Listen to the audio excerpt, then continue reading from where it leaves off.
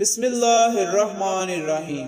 حضرت ابو ذر رضی اللہ تعالیٰ عنہ بیان کرتے ہیں، رسول اللہ صلی اللہ علیہ وآلہ وسلم نے فرمایا، جب تم پر ایسے عمرہ ہوں گے جو نمازیں ضائع کریں گے، یا فرمایا وہ نمازوں کو ان وقت سے مؤخر کریں گے، تو اس وقت تمہاری کیا کیفیت ہوگی؟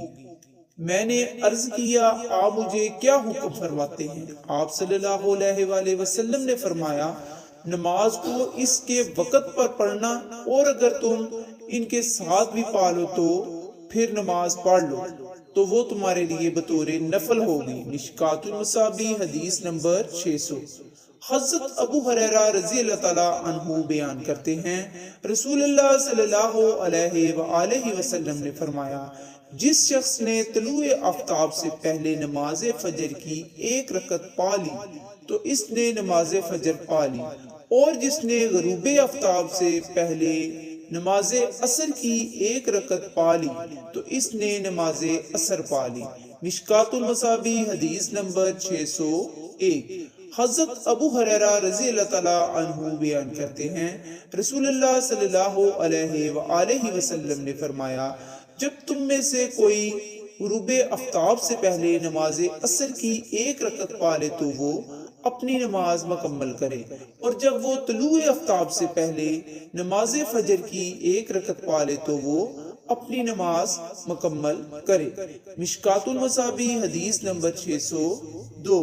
حضرت انس رضی اللہ تعالیٰ عنہ بیان کرتے ہیں، رسول اللہ صلی اللہ علیہ وآلہ وسلم نے فرمایا، جو شخص کوئی نماز پڑھنا بھول جائے یا وہ اس وقت سو جائے تو اس کا کفارہ یہ ہے کہ جب یاد آئے اسے پڑھ لے۔ اور ایک دوسری روایت میں ہے، اس نماز پڑھ لینے کے سوا اس کا کوئی کفارہ نہیں۔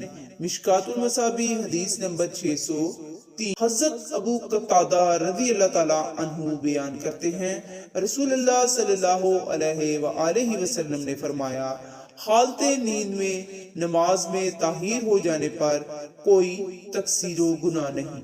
تقصیر تو محض حالت بیداری میں ہے، نماز مؤخر کرنے میں ہے۔